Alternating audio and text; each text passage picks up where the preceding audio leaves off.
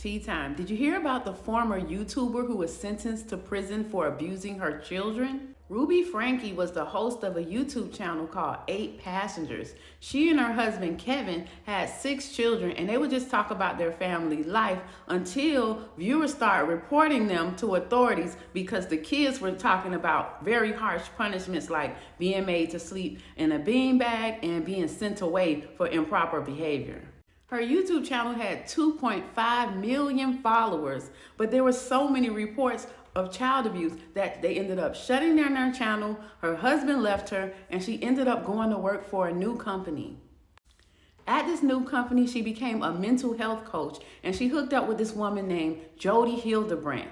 Her and Jodi became business partners, eventually starting their own brands. But everything came crumbling down last August when Ruby's son escaped Jodi Hildebrandt's house and ran to the neighbors to ask for help. I was just wondering if you could do 2 favors.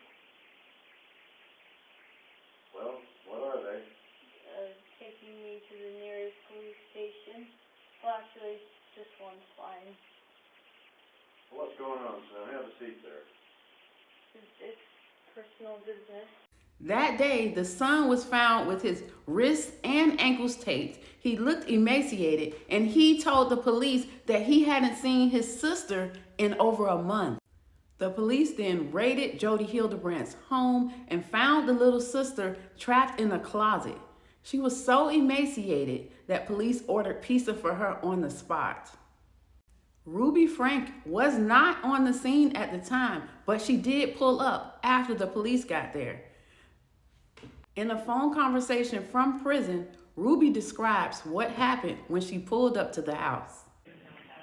Sometime in the morning, and so I went back down. But when I got to the house, I mean, it looked like the movies. There was a red fire truck.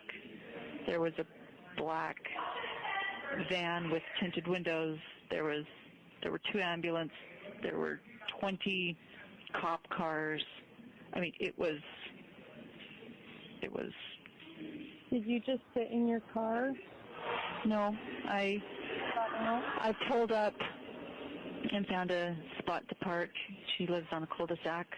I parked in the cul-de-sac, and I walked up, and the driveway was just full of cops, and I just walked up to the cops,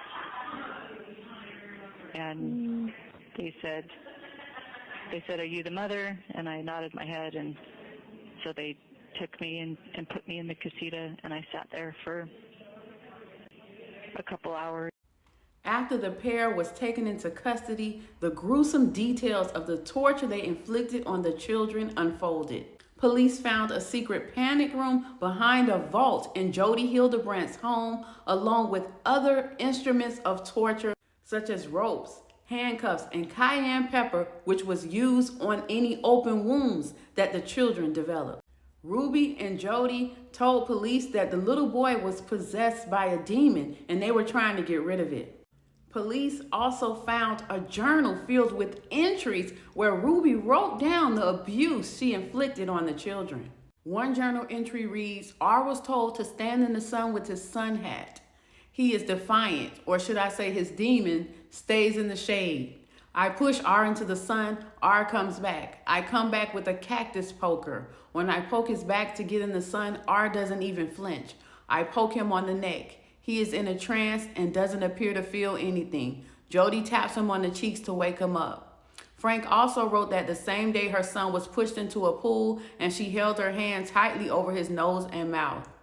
On July 12, 2023, Franke wrote that she cut her daughter's hair off and doused her with water in the dog wash. E said that she wanted to run away, and Jodi told E she has no idea what is waiting for her. This is what Franke wrote. Ruby now claims that she was manipulated by Jodi Hildebrandt and that Jodi was mentally ill. Both Ruby and Jodi are in prison after pleading guilty to aggravated child abuse. As for the 6 children, 2 of them were legally adults at the time. The other 4 children were placed in the custody of the state of Utah. Their father, Kevin, is trying to regain custody, but it hasn't been approved yet.